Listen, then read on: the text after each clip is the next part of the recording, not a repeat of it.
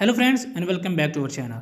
Guys, if you want to block someone on your Instagram account so that he cannot send you messages and as well as he cannot find your profile picture on the Instagram, then this video is helpful for you.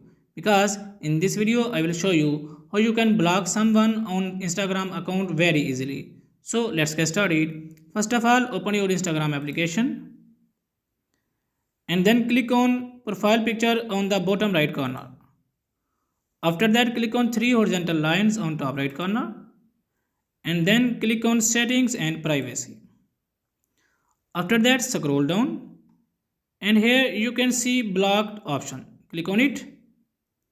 Here you can see I have not blocked anyone. So if I want to block someone, so click on plus icon and here you can block anyone that you want. For example, I want to block this person. So click on block and here it will confirm whether you want to block it or not. So I want to block him. So click on block. Now you can see this person has been blocked on Instagram. In this way you can block anyone from Instagram account very easily. So guys, if this video is helpful for you, please like the video and subscribe to our channel. Thanks for watching.